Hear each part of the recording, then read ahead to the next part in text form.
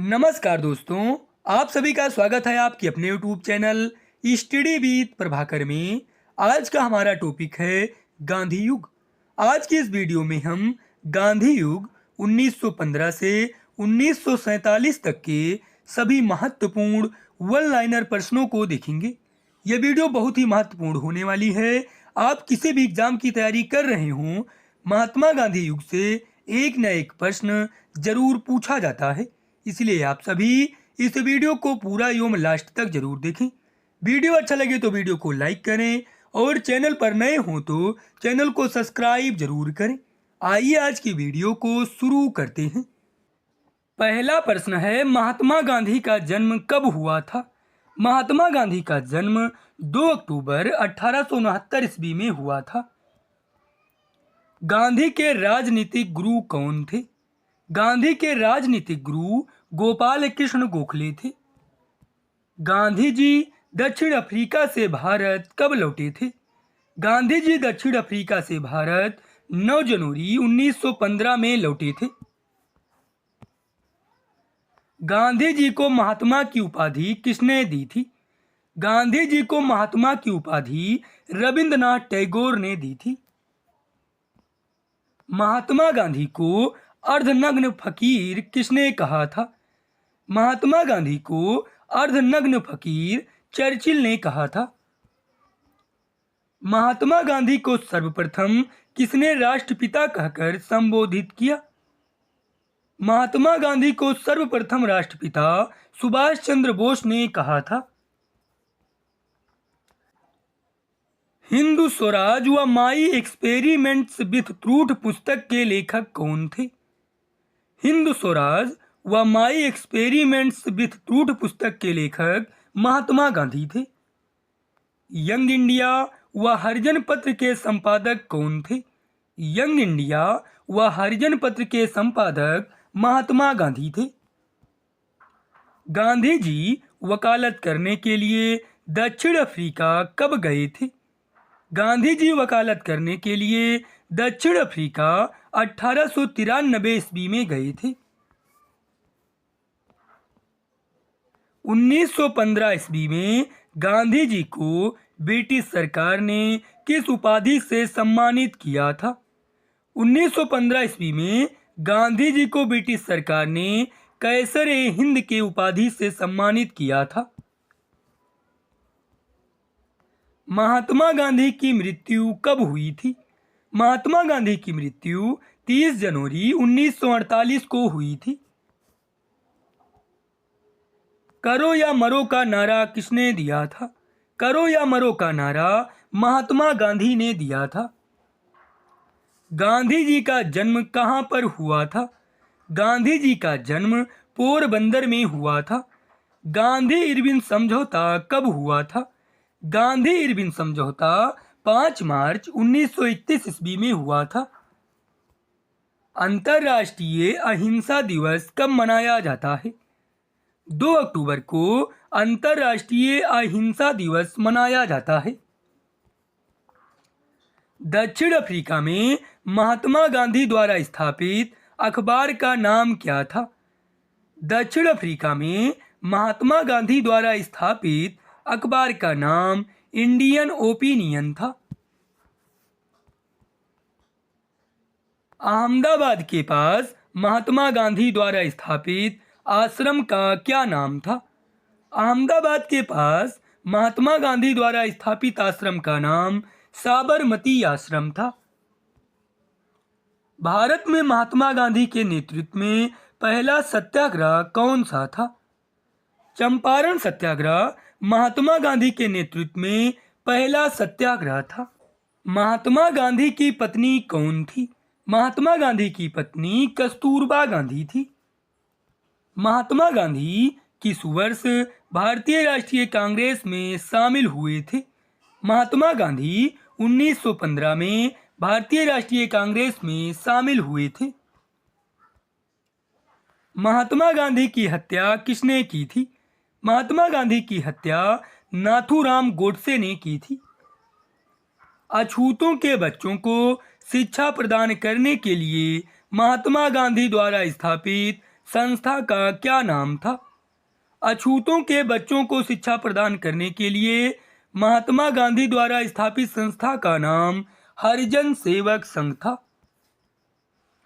महात्मा गांधी के सम्मान में डाक टिकट जारी करने वाला प्रथम देश कौन सा था? महात्मा गांधी के सम्मान में डाक टिकट जारी करने वाला प्रथम देश हंगरी था।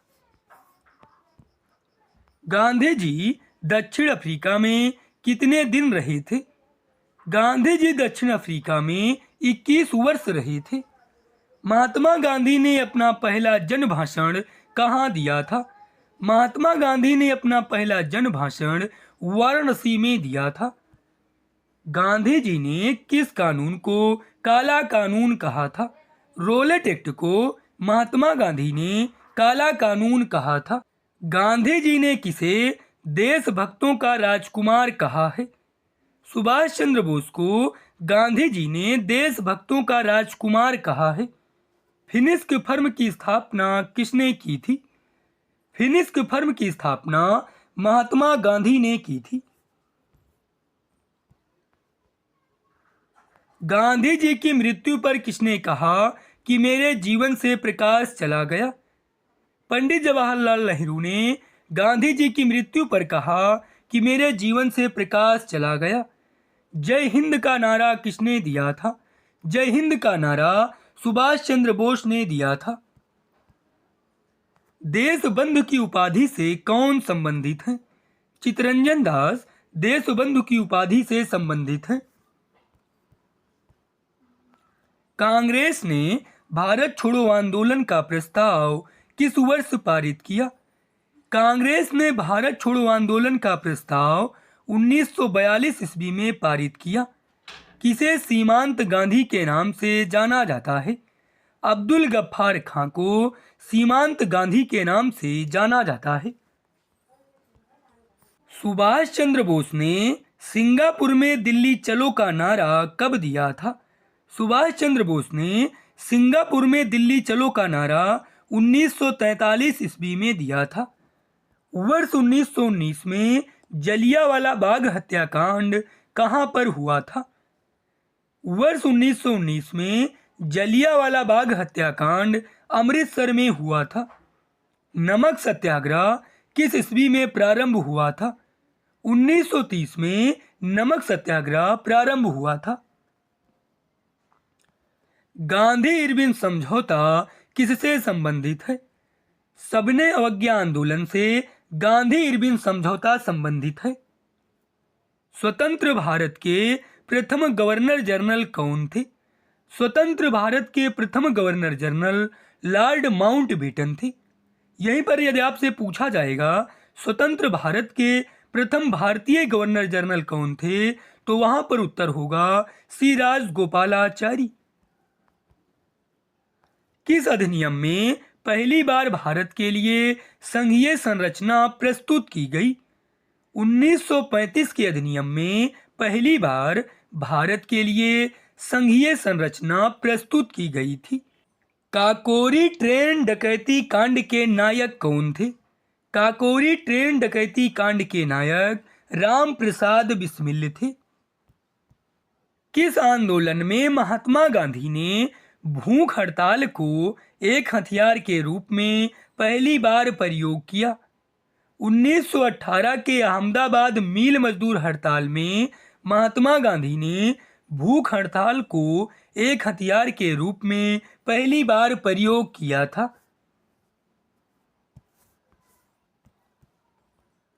जलियांवाला बाग में गोली चलाने का आदेश किसने दिया था? जलियांवाला बाग में गोली चलाने का आदेश जनरल डायर ने दिया था। भारतीय राष्ट्रीय कांग्रेस के सबसे अधिक समय तक अध्यक्ष कौन रहे थे? भारतीय राष्ट्रीय कांग्रेस के सबसे अधिक समय तक अध्यक्ष अबुल कलाम आजाद रहे थे। भारत एवं पाकिस्तान का विभाजन किस योजना के तहत हुआ था? भारत एवं पाकिस्तान का विभाजन माउंटबेटन योजना के तहत हुआ था। कायदे आजम किसे कहा जाता है? मोहम्मद अली जिन्ना को कायदे आजम कहा जाता है। गांधी जी किस गोल में सम्मेलन में भाग लेने के लिए लंदन गए थे? गांधी जी द्वितीय गोल में सम्मेलन में भाग लेने के लिए लंदन गए थे। जनरल डायर की हत्या किसने की थी? उधम सिंह ने जनरल डायर की हत्या की थी। साइमन कमीशन का भारत आगमन किस वर्ष में हुआ था? 1928 ईस्वी में साइमन कमीशन का भारत में आगमन हुआ था। दीनबंधु के नाम से कौन प्रसिद्ध थे? CF एंड्रयूज दीनबंधु के नाम से प्रसिद्ध थे। दांडी यात्रा में गांधी जी ने कितनी दूरी तय करके नमक कानून का विरोध किया था? गांधी जी ने दांडी यात्रा में 385 किलोमीटर की दूरी तय करके नमक कानून का विरोध किया था। चंपारण सत्याग्रह के दौरान महात्मा गांधी के साथ कौन शामिल थे? चंपारण सत्याग्रह के दौरान महात्मा गांधी के साथ राजेंद्र प्रसाद व अनुग्रह नारायण सिंह शामिल थे। स्वराज पार्टी की स्थापना किस वर्ष की गई थी? स्वराज पार्टी की स्थापना 1923 ईस्वी में की गई थी। चौरी चौरा नामक प्रसिद्ध स्थल कहाँ है? गोरखपुर में चौरी चौरा नामक प्रसिद्ध स्थल स्थित है। गांधी जी भारतीय राष्ट्रीय कांग्रेस के अध्यक्ष कितनी बार बने? गांधी जी भारतीय राष्ट्रीय कांग्रेस के अध्यक्ष एक बार बने थे। भारत की आजादी के समय कांग्रेस के अध्यक्ष कौन थे? जीबी कृपलानी भारत की आजादी के समय कांग्रेस के अध्यक्ष थे। भारत एवं पाकिस्तान के बीच सीमांकन किसने किया था? सर सिरिल रेडक्लिफ ने भारत एवं पाकिस्तान के बीच सीमांकन किया था। अखिल भारतीय हरिजन संघ के संस्थापक कौन थे?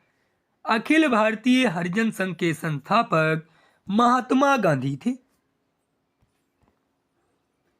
21 अक्टूबर 1943 को स्वतंत्र भारत की आजाद हिंद सरकार की घोषणा की गई थी।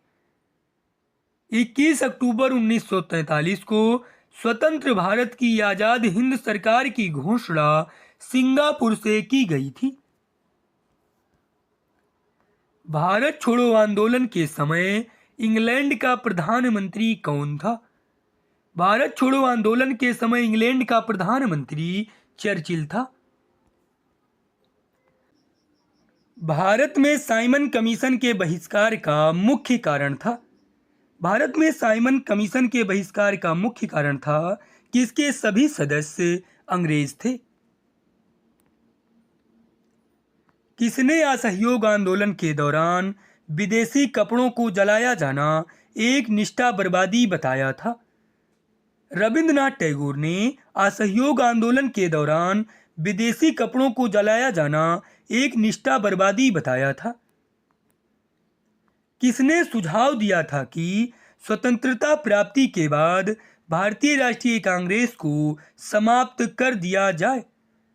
महात्मा गांधी ने सुझाव दिया था कि स्वतंत्रता प्राप्ति के बाद भारतीय राष्ट्रीय कांग्रेस को समाप्त कर दिया जाए। मुस्लिम लीग ने मुक्ति दिवस मनाया था। मुस्लिम लीग ने मुक्ति दिवस 1939 में मनाया था।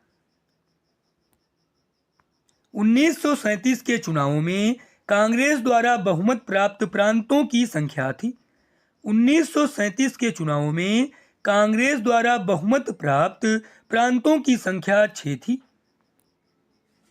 भारतीय मुसलमानों के पृथक राज्य के लिए पाकिस्तान शब्द का प्रयोग सबसे पहले किसने किया था? भारतीय मुसलमानों के पृथक राज्य के लिए पाकिस्तानी शब्द का सबसे पहले प्रयोग चौधरी रहमत अली ने किया था। 1946 में बनी अंतरिम सरकार में राजेंद्र प्रसाद के पास कौन सा विभाग था?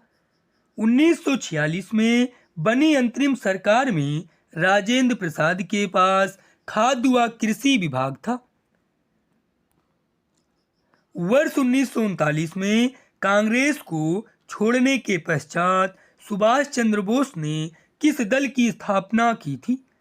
वर्ष 1939 में कांग्रेस को छोड़ने के पश्चात सुभाष चंद्र बोस ने फॉरवर्ड ब्लॉक की स्थापना की थी। हंटर आयोग की नियुक्ति की गई थी। हंटर आयोग की नियुक्ति जलियांवाला बाग हत्याकांड के बाद की गई थी। भारत के विभाजन का बाल्कन प्लान उपज था। भारत के विभाजन का बाल्कन प्लान लॉर्ड माउंटबेटन के मस्तिष्क का उपज था। किसने कहा था, मेरी पीठ पर किया जाने वाला प्रहार ब्रिटिश साम्राज्य के ताबूत में एक कील सिद्ध होगी? लाला लाजपत राय ने कहा था कि मेरी पीठ पर किया जाने वाला प्रहार ब्रिटिश साम्राज्य के ताबूत में एक कील सिद्ध होगी। 1942 के आंदोलन में डॉक्टर राजेंद्र प्रसाद को किस जेल में कैद रखा गया था? 1942 के आंदोलन में डॉक्टर राजेंद्र प्रसाद को बांकीपुर जेल में कैद रखा गया था। जयप्रकाश नारायण किस पार्टी से जुड़े थे? जयप्रकाश नारायण सोशलिस्ट पार्टी से जुड़े थे। भारत छोड़ो आंदोलन कब प्रारंभ हुआ? भारत छोड़ो आंदोलन 9 अगस्त 1942 को प्रारंभ हुआ था। इंडिया डिवाइडेड पुस्तक के लेखक थे। इंडिया डिवाइडेड पुस्तक के लेखक डॉक्टर राजेंद्र प्रसाद थे। किसने सभी तीनों गोलमेज सम्मेलनों में भाग लिया था? बी.आर. अम्बेडकर ने तीनों गोलमेज सम्मेलनों में भाग लिया था। महात्मा गांधी का हिंद स्वराज तत्व क्या है? महात्मा गांधी का हिंद स्वराज तत्व है पश्चिमी आधुनिकता की एक आलोचना।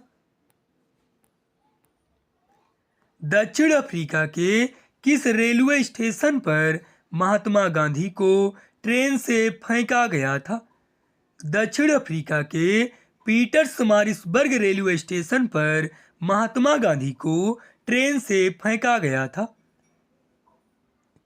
किसने 1946 के कैबिनेट मिशन का नेतृत्व किया था? सर पैथिक लॉरेंस ने 1946 के कैबिनेट मिशन का नेतृत्व किया था। मुस्लिम लीग ने निम्नलिखित में से किस अधिवेशन में मोहम्मद अली जिन्ना ने अपना 14 सूत्रीय प्रस्ताव रखा था? मुस्लिम लीग ने 1929 के अधिवेशन में मोहम्मद अली जिन्ना ने अपना 14 सूत्रीय प्रस्ताव रखा था। कौन सा अंग्रेज डांडी मार्च में महात्मा गांधी के साथ था? बेब मिलर डांडी मार्च में महात्मा गांधी के साथ था। आपको यह हमारा वीडियो कैसा लगा हमें कमेंट करके जरूर बताएं। धन्यवाद।